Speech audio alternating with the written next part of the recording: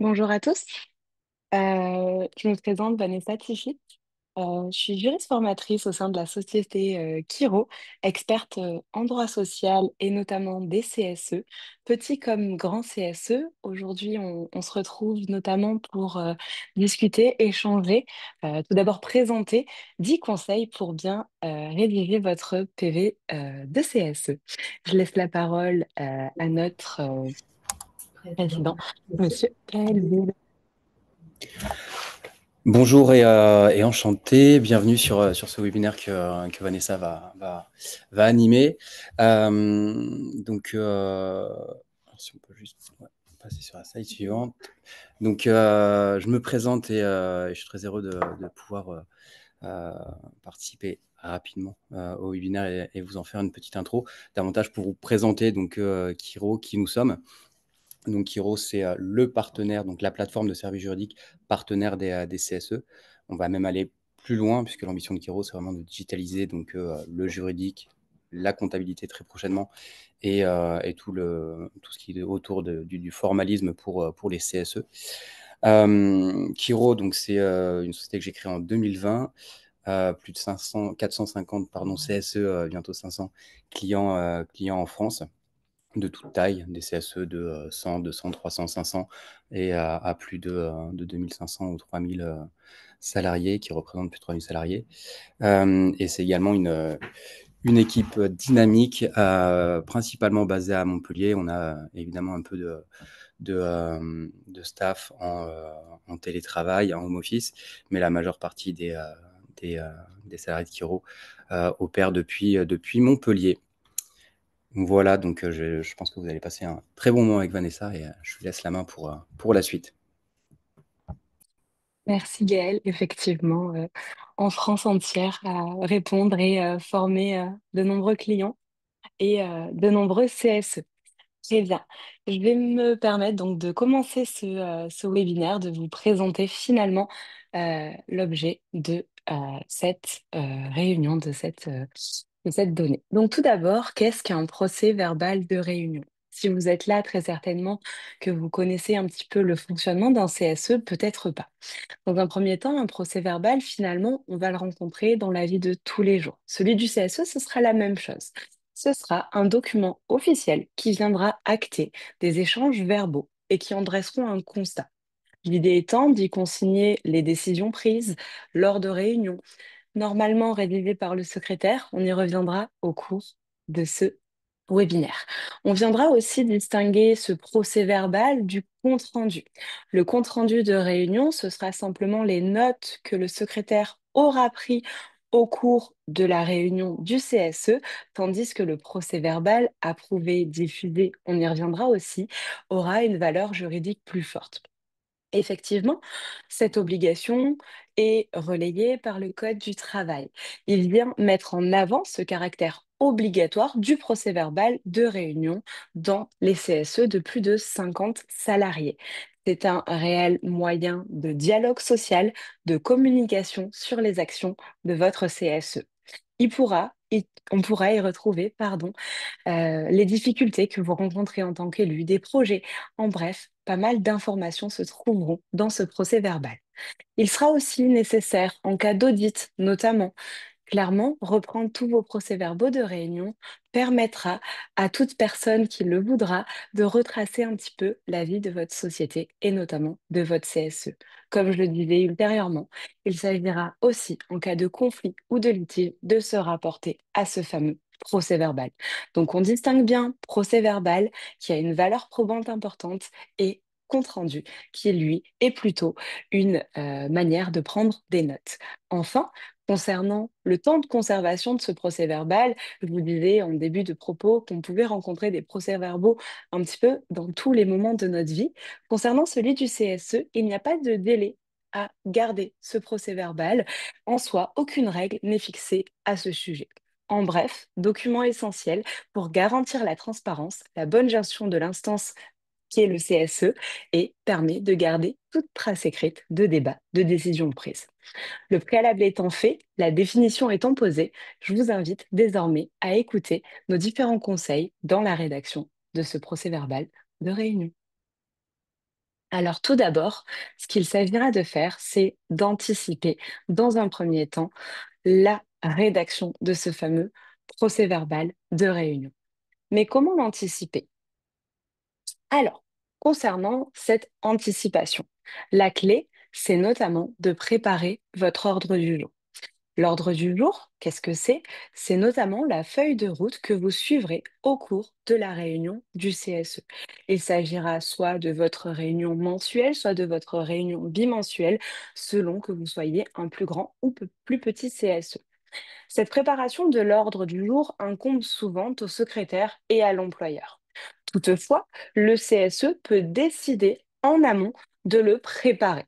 Il sera donc identifié de manière claire, écrit, précis et permettra de bien identifier les différents sujets à aborder. Dans la mesure où vous auriez d'ores et déjà préparé votre ordre du jour, cela facilitera évidemment la rédaction ensuite de votre procès-verbal de réunion. En réalité, on pourra aussi prévoir dans le règlement intérieur du CSE différentes façons de rédaction du procès-verbal. Certaines notions pourront être implantées dans votre règlement intérieur afin clairement de délimiter les règles de rédaction du procès-verbal.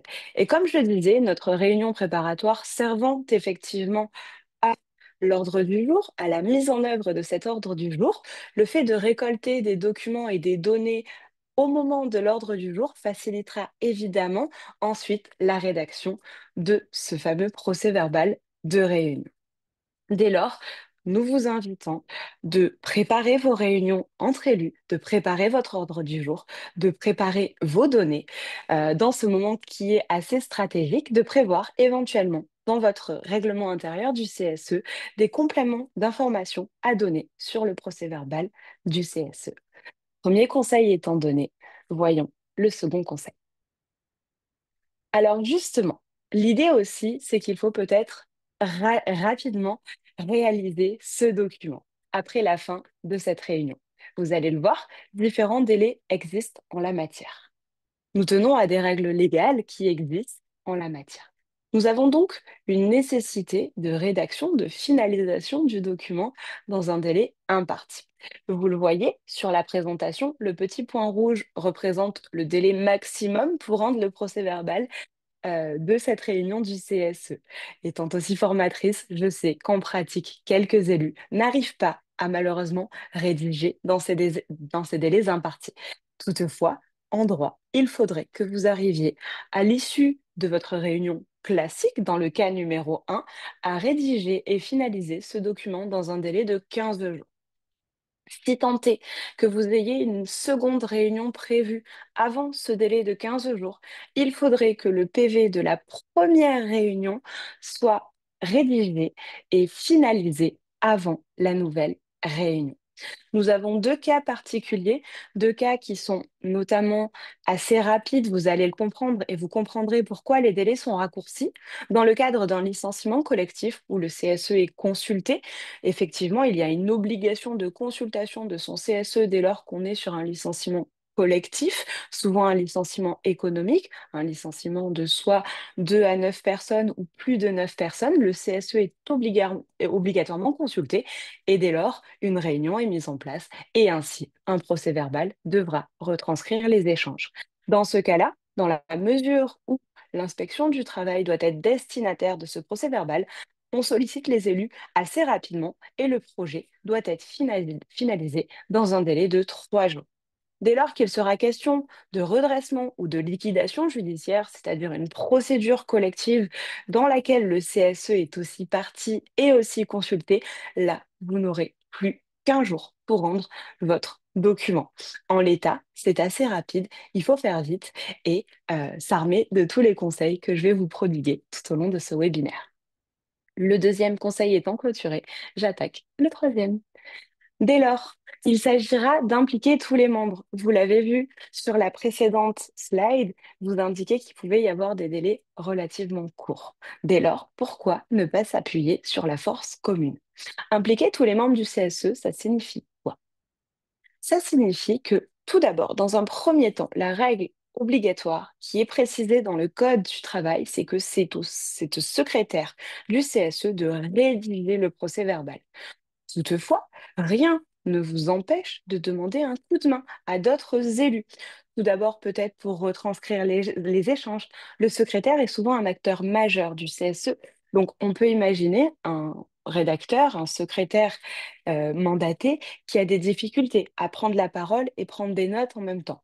Dès lors, il pourrait demander à ses collaborateurs au sein du CSE d'être ce qu'on appelle une forme de secrétaire de séance, de rédiger les notes à sa place, ou encore d'identifier des points à ajouter. Vous pourriez, vous, dans votre CSE, vous dire, bon, quand je vois que je suis en difficulté, je fais un petit signe à la personne à côté de moi pour qu'elle prenne des notes pour être certain de ne rien louper. Quoi qu'il en soit, si effectivement on a un secrétaire dit de rédaction, celui-ci transmettra ses notes ensuite pour que le secrétaire du CSE puisse effectivement rédiger le procès-verbal. C'est là qu'il faudra distinguer la responsabilité de la rédaction du PV ainsi que de la rédaction matérielle. Le secrétaire demeurera responsable de la rédaction du procès-verbal, tandis que sur la rédaction matérielle, tout un chacun, élu du CSE, pourra effectivement se voir confier cette tâche. Quoi qu'il en soit, une autre personne dite étrangère pourra venir aussi prendre des notes. On le reverra à la suite de ce webinaire. Quoi qu'il en soit, on pourra admettre, en cas de force majeure, qu'une autre personne tierce, par exemple le secrétaire, est décédé malheureusement, on pourra aussi nommer un secrétaire de séance qui ensuite rédigera le procès-verbal dédié. Conseil numéro 3 étant terminé, nous abordons le conseil numéro 4. Quoi qu'il en soit, toujours, chers élus, il ne faudra pas laisser l'employeur s'immiscer dans la rédaction du PV. Je tiens simplement à apporter une nuance ici, dans la mesure où nous abordons évidemment la notion de procès-verbal de réunion du CSE, de secrétaire nommé. Ça veut dire que nous sommes sur des CSE de plus de 50 salariés. Concernant les CSE de moins de 50 salariés, l'employeur va rédiger un cahier finalement des questions adressées au CSE et les réponses qu'il y aura apportées. Donc là, on ne parle pas de procès-verbal si on est dans le cas du moins de 50. Concernant le plus de 50, il ne faut effectivement pas laisser l'employeur s'immiscer dans la rédaction du PV. Notamment, l'employeur, s'il commence à vous proposer de rédiger à votre place, de co-rédiger, en fait, d'être dicté sous la plume, on imaginerait un secrétaire sous la plume de son employeur, dans ce cas-là, l'employeur commettrait ce qu'on appelle un délit d'entrave. Qu'est-ce que c'est un délit d'entrave? C'est une infraction qui, dès lors que l'employeur, par action ou par omission, entrave l'émission du CSE. On l'a vu précédemment, la rédaction du PV incombe au secrétaire du CSE, c'est une de ses missions principales. Elle incombe uniquement au secrétaire et non pas à l'employeur. Vous devez, en tant que secrétaire ou en tant qu'élu du CSE, refuser toute demande de co-rédaction ou de rédaction totale par l'employeur. Vous pourriez lui rappeler que si des pressions existent en ce sens, l'employeur pourrait commettre ce qu'on appelle un délit d'entrave, qui est interdit par le Code du travail et qui implique 7 500 euros d'amende pour l'employeur. Ces 7 500 euros d'amende seront effectivement payés par l'employeur personne physique. Si votre société est aussi reconnue coupable de délit d'entrave, elle encourt 5 fois la peine affichée, donc soit 35 500 € d'amende. Voilà, donc ne laissez pas l'employeur s'immiscer dans la rédaction du PV. Nous abordons désormais le conseil numéro 5. Quoi qu'il en soit, aussi, l'employeur a des obligations. Ne pas s'immiscer, mais le CSE en a aussi. Il ne devra pas se servir de ce fameux procès-verbal de réunion pour régler ses comptes. Mais qu'est-ce que cela veut dire? Et qu'est-ce que vous risquez finalement si jamais vous utilisez ce PV pour régler vos comptes? Alors, quoi qu'il en soit, un procès-verbal ne devra jamais comporter d'opinions personnelles, de propos injurieux, de propos diffamatoires, notamment d'autres approximations, déformations, inexactitudes, pardon, omissions volontaires qui peuvent exister, ne doivent surtout pas apparaître dans le procès-verbal de votre CSE. On voit là des notions telles que l'injure, telles que des opinions personnelles ou de la diffamation.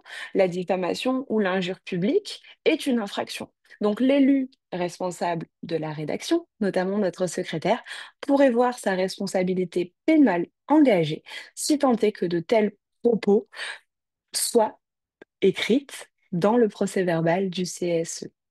Dès lors, il sera bien plus approprié d'avoir un ton neutre, rester factuel, précis autant que possible, mais surtout pas de prise de parti exacerbée par le CSE. Il n'est pas là pour régler ses comptes, tout simplement retranscrire valablement un échange qui a eu lieu au cours d'une réunion. Il s'agira aussi, en conseil numéro 6, de réfléchir au format du document avant la rédaction. Comme je vous le disais en propos introductif, il y a des cas où le règlement intérieur du CSE vient prévoir certaines choses. Alors justement, finalement, le CSE et le secrétaire, finalement, n'ont pas d'obligation à respecter un document précis. En soi, il n'y a pas de trame officielle à respecter et différents choix demeurent possibles. On a la notion du procès-verbal dit mot à mot et du procès-verbal de synthèse. Le procès-verbal mot à mot va finalement être comme si là j'étais enregistré et que chaque mot que je prononce sera retranscrit au cours d'un procès-verbal. Eh bien là, ce serait pareil. Vous auriez la faculté et la possibilité, mot par mot, de reproduire exactement ce qui s'est dit. Ensuite, il pourra y avoir le procès-verbal dit de synthèse. Cette notion où on va venir synthétiser tout ce qu'il s'est dit au cours de l'échange entre les élus et la direction. Sur cette synthèse, c'est aussi là où il faut faire attention et revenir au précédent conseil que je vous donnais, de ne surtout pas détourner les faits, les présenter de la mauvaise des manières. Dans la synthèse, si on est sur du mot à mot, les mots sont les mots. Si on est sûr de la synthèse, il faudra quand même faire attention à ce qui est indiqué dans cette synthèse et qu'aucune prise de parti finalement soit mentionnée. Quoi qu'il en soit, ce serait par principe des accords collectifs qui viendraient définir le contenu du procès-verbal. Un accord collectif, c'est finalement un accord pris soit entre l'employeur et un délégué syndical, soit l'employeur et son CSE à défaut de présence de délégués syndicaux. Si tant est qu'on n'ait pas d'accord collectif, ce qu'il faudra retrouver, et ce que l'on retrouve usuellement en pratique, ce sera notamment la date, l'heure, le lieu de la réunion et éventuellement des suspensions de séance. Effectivement, au cours d'une séance, on peut décider de rentrer, sortir, suspendre la séance. Les listes des personnes présentes, des membres absents, des membres excusés, d'éventuels invités si jamais vous avez eu un invité au cours de la réunion. Nous devrons aussi voir les sujets abordés avec les informations données par l'employeur ainsi que les informations précises et les décisions prises, le résultat des votes si tant est qu'on ait une vote nécessaire au cours de cette réunion et peut-être des éventuelles réserves ou oppositions émises par les membres. Il est toujours possible de le faire. Quoi qu'il en soit, vous devrez donc brièvement avoir toutes ces informations dans la rédaction de votre procès-verbal. Comme je le disais, vous pourrez améliorer ce format du document par le prisme d'un accord collectif. Nous avons donc fini sur le format du document. Voyons désormais la notion d'enregistrement. Tout à l'heure, je vous parlais de la capacité d'un élu peut-être à rédiger sur du mot à mot, mais finalement, ce n'est pas si simple. Alors, pourquoi pas se poser la question de l'enregistrement audio ou vidéo des réunions? Alors, tout d'abord, sachez que le Code du travail, notamment l'article 2315-27 du Code du travail, vient nous rappeler que finalement, le CSE ou même l'employeur peut demander à ce que la réunion soit enregistrée. Techniquement, l'employeur ne peut pas s'opposer à cet enregistrement. La seule chose qu'il pourra faire, c'est lorsque la délibération portera sur des informations confidentielles, nous reviendrons dans quelques slides sur la notion de confidentialité de l'information, mais dès lors que c'est confidentiel, on doit couper l'enregistrement. Toutefois, il serait opportun, si vous souhaitez faire du mot à mot, ou si vous souhaitez tout simplement vous garder une trace, vous garder une preuve. En soi, la nécessité de l'enregistrement ou la présence d'un enregistrement permettra de couper court aux questions liées à la neutralité. Une preuve audio existera. Donc en soi, si jamais un jour vous sollicitez cet enregistrement vidéo ou audio, prenez toujours le temps de faire des tests avant cette première réunion, de façon à vous assurer que la qualité de l'enregistrement est suffisante, de savoir où positionner exactement l'appareil pour que vous puissiez écouter et savoir finalement si cet entretien aura bel et bien été enregistré. Imaginez le cas, vous lancez un enregistrement, rien ne fonctionne, ça va être délicat ensuite pour tracer ce procès verbal. Veillez aussi à tout ce qui est capacité de stockage, si notamment la réunion se prolonge. Effectivement, les réunions du CSE ont une heure de début de prévu, mais pas d'heure de fin. Quoi qu'il en soit, faites attention aussi, si jamais vous passez par de l'enregistrement, à tout ce qui est relatif à la durée de conservation de ces données. En soi, vous avez des enregistrements de voix ou des enregistrements physiques, vidéo, de certaines personnes. Donc, n'hésitez pas, au titre du RGPD, à prévoir des modalités, des durées de conservation et de suppression ensuite de ces réunions préenregistrées. Le conseil numéro 7 étant terminé, je vous invite à passer au conseil numéro 8. Quoi qu'il en soit, pourquoi pas se faire aider si la tâche est bien trop fastidieuse? Alors, qu'est-ce que c'est une tâche trop fastidieuse? Vous imaginez, peut-être que vous l'avez d'ores et déjà vécu, cette fameuse réunion du CSE qui va durer 4 heures, 5 heures, 6 heures, que sais-je, ça peut arriver et ça peut être long. Ça va être d'autant plus long dans la rédaction de ce fameux procès-verbal de réunion. Donc pourquoi pas se faire aider?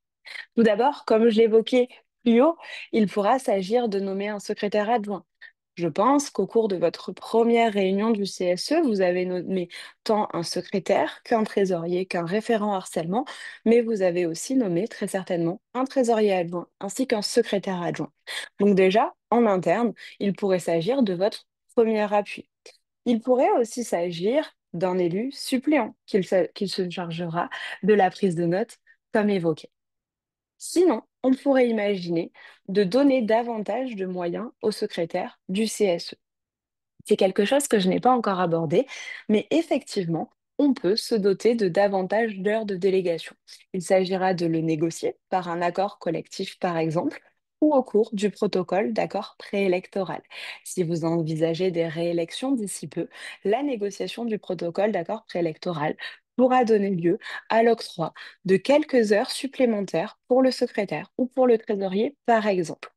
Sinon, ce que vous pouvez faire, pardon, c'est de la mutualisation des heures. Chaque mois, un élu du CSE qui dispose d'heures de délégation peut donner à un autre élu, titulaire ou suppléant, jusqu'à 1,5 fois son nombre d'heures. En l'état, si vous disposez par exemple de 30 heures de délégation, un collègue pourrait vous donner jusqu'à 15 heures de délégation. En soi, vous pourriez avoir jusqu'à 45 heures de délégation dans le mois. Ce qui vous permettrait peut-être, en tant que CSE, de réellement prendre le temps de rédiger vos procès-verbaux. Et sinon, il pourrait s'agir d'engager quelqu'un, un salarié du CSE, ou tout simplement d'externaliser, comme dans des organismes tels que Kiro, qui proposent effectivement ce service de rédaction du procès-verbal. Il faut savoir que les obligations de confidentialité qui pèsent sur le CSE pèsent évidemment sur l'organisme qui va rédiger le procès-verbal du CSE. Dès lors, engager, externaliser peut être une solution dès lors que la tâche s'avère trop fastidieuse, que vous avez bien d'autres tâches à faire en tant qu'élu et que vous n'avez pas assez d'heures de délégation, que malheureusement vous n'avez pas réussi à en négocier davantage. Ainsi, se faire aider par un externe ou par un interne demeure toutefois une possibilité pour bien rédiger son procès-verbal du CS. Ensuite, il faudra être attentif à toutes les informations confidentielles. Comme je vous le disais tout à l'heure, on va revenir sur la notion de confidentialité. Effectivement, il est toujours difficile, lorsqu'on est secrétaire du CSE ou rédacteur d'un procès-verbal du CSE, de se dire, mais finalement, est-ce que ceci, je peux le mettre? Est-ce que ceci, je ne peux pas le mettre? On l'a vu, il y a des cas où, si l'on enregistre, l'employeur pourra s'opposer à l'enregistrement sur des notions confidentielles. Mais confidentiel ne veut pas forcément dire de ne pas prendre de notes. J'y reviens. Alors, tout d'abord, s'il y a des informations classées comme confidentielles, il ne faut pas le retranscrire dans le PV de la réunion transmis aux salariés. Toutefois, il demeure toujours possible de faire une seconde version. J'ai pour habitude de parler de ce qu'on appelle un procès-verbal diffusable et d'un procès-verbal non diffusable. Celui qui sera diffusable sera effectivement diffusé à l'ensemble des salariés, affiché, diffusé par mail, et le second, quant à lui, demeurera sur les serveurs ou dans les données du CSE. En soi, un procès-verbal est approuvé à la réunion suivante du CSE. Vous pourriez donc imaginer l'approbation du premier procès-verbal diffusable ainsi que l'approbation du second procès-verbal non diffusable.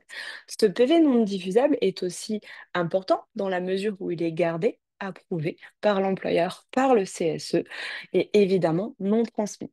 Dès lors, si vous adoptez cette pratique du procès-verbal diffusable et du procès-verbal non diffusable, je vous invite réellement à bien faire attention en tant qu'élu, à ne surtout pas transmettre le mauvais procès-verbal. Ensuite, quoi qu'il en soit, si jamais, qu'est-ce que c'est la confidentialité? On pourrait imaginer peut-être un employeur qui abuse de cette notion de confidentialité. Qu'est-ce que c'est finalement la confidentialité? Tout d'abord, sachez qu'en tant qu'élu, vous êtes soumis à une obligation de discrétion et de confidentialité qui est effectivement prévue par le Code du travail. Peut-être que votre employeur vous a d'ores et déjà fait un point sur ce qu'il entend par confidentialité. Je me permets de vous rappeler que certaines informations sont par essence considérées comme confidentielles. Tout d'abord, dès lors qu'on va être dans une procédure collective qui va toucher l'employeur, qu'il s'agisse d'un redressement, d'une liquidation, alors le relevé des créances qui résultent des contrats de travail qui sont soumis pour vérification aux représentants des salariés sont par essence confidentiels. Tout ce qui va être dans la recherche d'un repreneur en cas de fermeture d'un établissement, tout ce qui va être de la gestion prévisionnelle ou encore de l'actif réalisable et du passif exigible de la BDSE. La BDSE est une donnée que vous avez, une base de données à laquelle vous avez accès en tant qu'élu du CSE. Effectivement, parmi ces données-là demeurent des données confidentielles. Enfin, tout ce qui sera trait à la vie privée des salariés ou des membres de la direction sera effectivement confidentiel. Donc effectivement, si demain votre employeur, au cours d'une réunion du CSE, aborde certaines de ces données, il pourra valablement, sans commettre de délit d'entrave, vous solliciter de ne pas l'inscrire dans le PV diffusable. On pourrait imaginer tout de même de le transcrire dans le procès-verbal non diffusable. Quoi qu'il en soit, faites tout de même attention à l'employeur qui classerait tout en confidentiel et porterait dès lors atteinte au CSE et commettrait ainsi un délit d'entrave. Enfin, et pour notre dernier conseil, tout simplement se relire attentivement ou demander une relecture. Le préalable étant que si vous ne sollicitez pas un tiers, si vous ne sollicitez pas un externe, vous allez faire tout le travail de relecture et demander une relecture à un tiers sinon. Quoi qu'il en soit, même si vous faites appel à un externe, il sera toujours vivement conseillé de se relire. Se relire dans quel sens? C'est une étape indispensable, évidemment. Quoi qu'il en soit, l'idée est évidemment de s'attarder sur les quelques fautes d'orthographe, les quelques coquilles, mais ce qui demeure le plus important et qui évitera des débats hostiles et qui plus est au moment de l'approbation de ce fameux procès-verbal, c'est de se relire sur le fond des sujets abordés. Une relecture attentive pour éventuellement, revoir des points qui ne seraient pas suffisamment clairs ou des termes trop techniques. Dites-vous que votre procès-verbal est aussi à destination de vos collègues qui n'étaient pas forcément là en réunion, qui n'ont pas toutes les données techniques, qui n'ont pas toutes les informations telles que vous les avez perçues en réunion. Dès lors, soyez accessible, clair et précis dans vos procès-verbaux.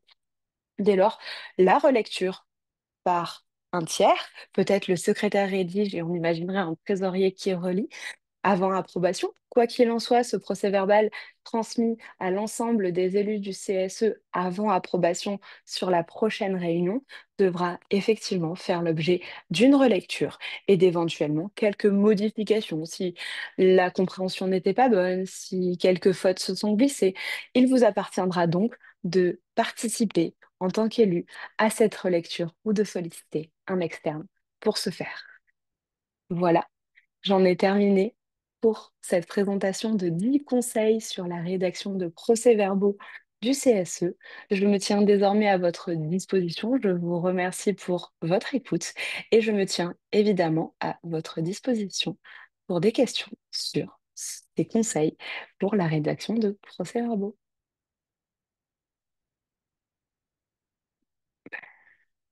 Alors, je vois que j'ai quelques questions pour l'instant. Je vous remercie pour les quelques questions que j'ai. Je vais y répondre de manière assez détaillée. Peut-être qu'effectivement, il manquait quelques choses dans la présentation. Alors, tout d'abord, j'ai une question qui me demande, est-ce qu'il faut inclure dans le procès verbal? Merci à vous d'avoir écouté, Laure. Euh, j'ai quelques questions. Est-ce qu'il faut inclure dans le PV de réunion des échanges informels? Non, il s'agit effectivement d'échanges informels. Alors, je vois une deuxième question. Alors, il y a plusieurs questions.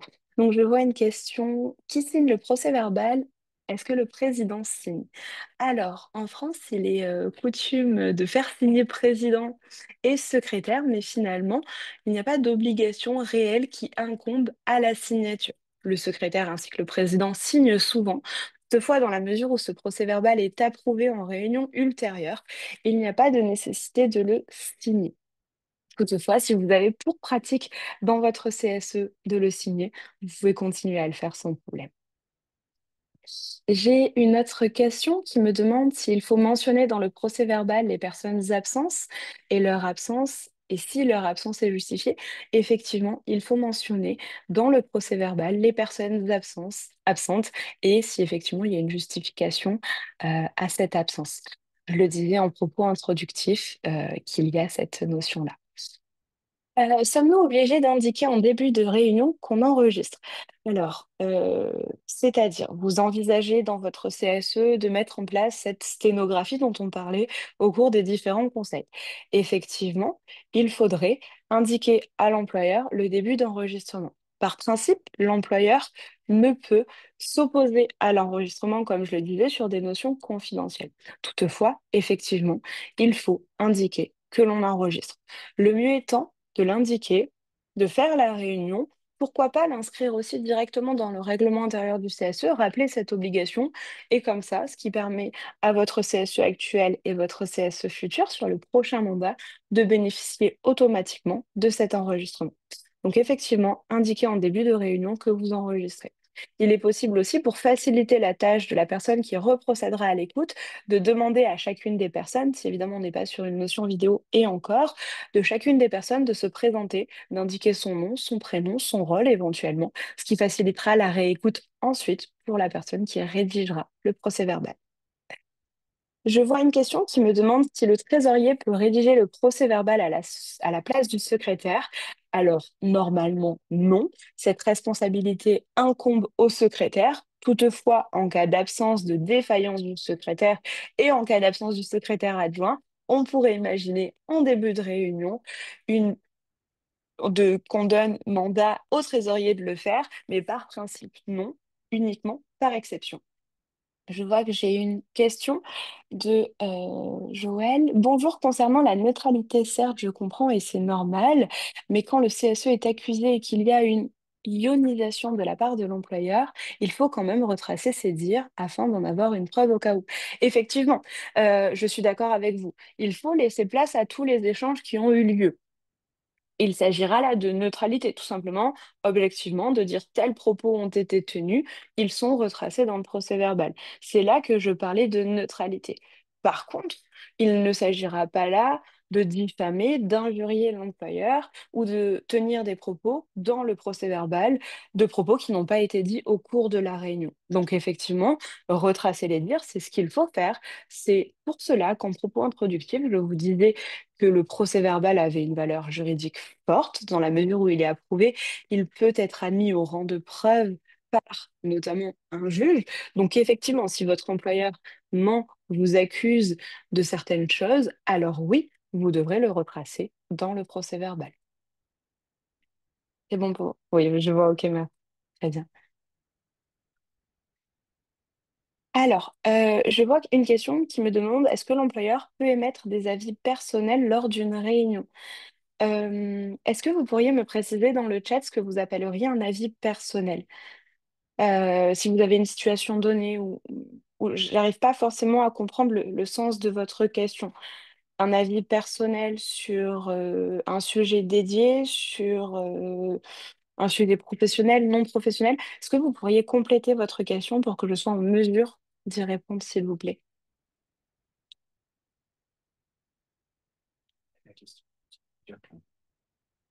Non. Ah, en attendant que vous précisiez votre question, il y a la notion de est-ce qu'une direction peut modifier un procès-verbal avant de le valider, hors info confidentielle. À nouveau, ça dépend de ce que vous entendez. La direction ne pourra pas motiver sans l'accord du CSE, dans la mesure où le procès-verbal doit être approuvé, modifier de son propre chef un procès-verbal.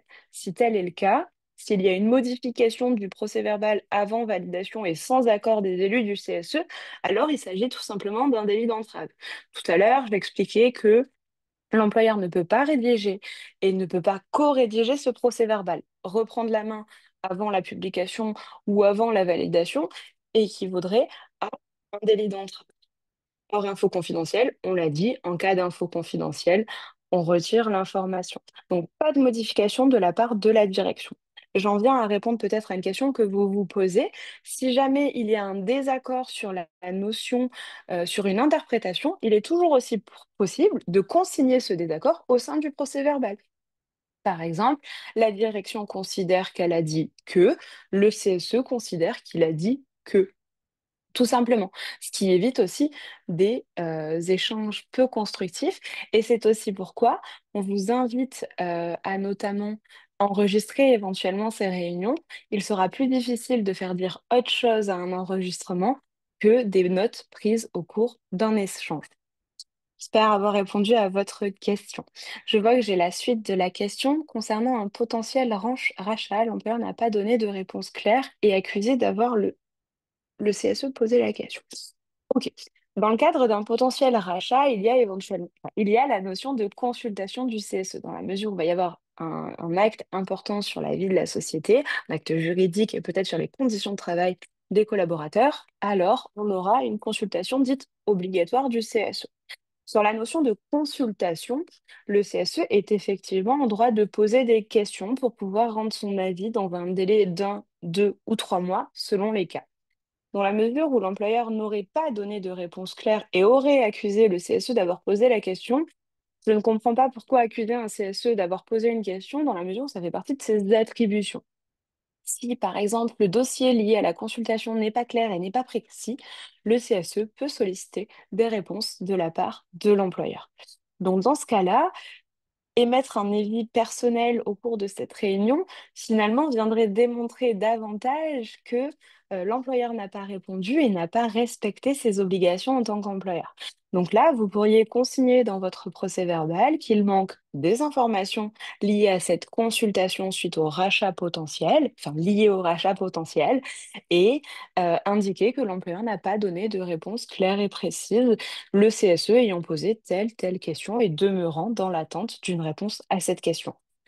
Donc effectivement, ça pourrait être consigné dans le procès-verbal et l'employeur, techniquement, j'allais dire dans les faits, il peut émettre son avis, hein, en réunion, vous n'allez pas l'empêcher de parler. Il s'agira ensuite de le consigner ou non dans le cadre du procès-verbal. Et là, dans votre cas présent, si le rachat est classé confidentiel, ce qui pourrait s'imaginer, alors ça se mettrait dans le procès-verbal non diffusable dont je vous parlais tout à l'heure. Avec plaisir. Est-ce que nous avons d'autres questions?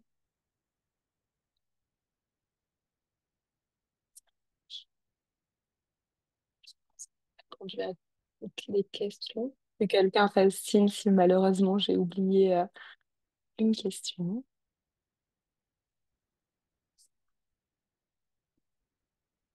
Parfait.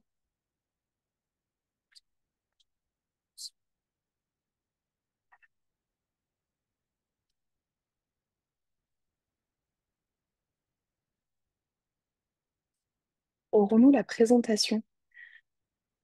Euh, alors, oui, et de toute façon, pour ceux qui ne pouvaient pas participer à ce webinaire, la séance a été enregistrée et elle sera rediffusée sur nos plateformes. Alors, merci pour vos retours concernant le fait que ce soit clair et intéressant. Je vois une nouvelle question concernant l'établissement de l'ordre du jour. Est-ce que le secrétaire peut refuser comme la direction des points soumis par des élus? C'est-à-dire, on envisagerait une direction qui vous interdise ou ce serait le secrétaire qui refuse? Attendez, je reprends la question, je suis pas certaine de l'avoir bien compris. Est-ce que le secrétaire peut refuser comme la direction des points soumis par les élus? Euh, alors, je vais envisager plusieurs cas, comme ça peut-être que je répondrai à la question. Donc, on imaginerait un ordre du jour rédigé, co-rédigé par l'employeur et le secrétaire qui refuserait l'inscription à l'ordre du jour. Hmm. Alors, l'ordre du jour étant établi conjointement, s'il n'y a pas entente entre les deux, les points ne peuvent pas être mis malgré les demandes des élus. Alors, effectivement, je vois où vous voulez en venir. Déjà, tout d'abord, sur l'établissement de l'ordre du jour, au même titre qu'on établit le procès-verbal, il pourra toujours donner lieu à une consignation des désaccords. Je ne sais pas si vous avez, vous, avec votre direction, un entretien physique ou un échange par mail pour préparer cet ordre du jour, mais il conviendra de consigner ce désaccord.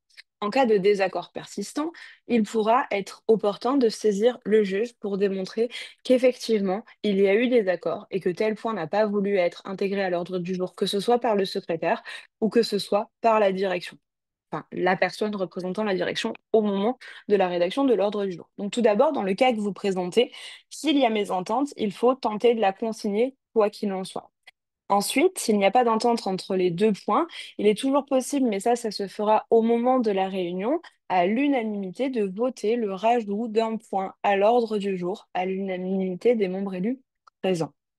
Toutefois, comme je vous le disais, si réellement vous êtes sur une cristallisation de crise, une crise exacerbée ou un désaccord exacerbé, il peut être opportun de saisir le tribunal et dès lors de conserver toute trace de ce désaccord. Comme je vous disais, je ne sais pas si vous passez par mail ou par un échange physique, si tant est qu'il s'agisse d'un acte physique enfin un échange physique, pardon, entre la direction et vous pourriez aussi retracer par mail en exposant je fais suite à notre réunion de ce jour au cours de laquelle je vous ai sollicité pour mettre ceci, ceci, ceci. Néanmoins, vous avez refusé, par exemple, le point 4. Donc, effectivement, s'il n'y a pas d'entente, malheureusement, ça ne sera pas mis, mais ce sera quand même consigné. Et après, vous pourriez tenter de le mettre à l'ordre du jour à l'unanimité au début de la réunion dédiée.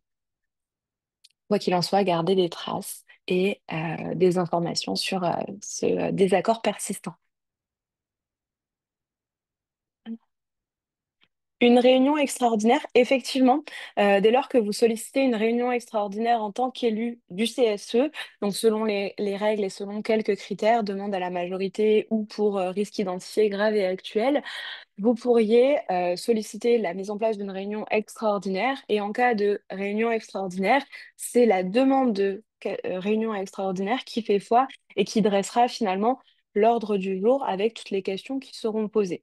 Si jamais on a un employeur qui est totalement défaillant et qui refuse la mise en place de cette réunion extraordinaire, alors euh, il faudra que ce soit l'inspecteur du travail qui préside la réunion extraordinaire. Si vraiment on est sur un employeur qui ne veut pas et qui n'entend pas raison. Super. Merci à vous pour toutes vos questions. Je pense que nous avons fait le tour des questions. Je repasse la parole à Gaëlle et je vous remercie encore une fois pour votre écoute et pour vos questions. Passez une belle journée. Mais merci beaucoup Vanessa pour cette présentation brillante et très claire. Juste un dernier point du coup pour vous présenter les différents services assurés et prodigués par Kiro. Donc on intervient donc sur toute la partie accompagnement juridique avec une plateforme de services juridiques à destination des élus et salariés également, donc des espaces qui sont différents. On fait bien évidemment du PV de réunion de la formation pour la montée en compétences des CSE et très très prochainement, donc on interviendra aussi sur la partie expertise comptable, donc validation des comptes et expertise sur tout ce qui est consultation obligatoire et expertise libre et expertise donc obligatoire, donc les trois consultations obligatoires sur lesquelles des expertises peuvent être demandées pour bien s'assurer et valider les choix de l'entreprise et donc assurer une meilleure gouvernance également et assurer votre rôle d'élu et de représentation des salariés dans les meilleures conditions, de façon totalement éclairée. Voilà, j'espère que vous avez passé un bon moment avec Vanessa sur le sujet des PV de CSE. À très bientôt pour d'autres webinaires. On essaye d'en faire de plus en plus régulièrement pour vous apporter tous les outils pour que vos mandats soient de belles réussites. À très bientôt, merci. Au revoir. Merci, au revoir.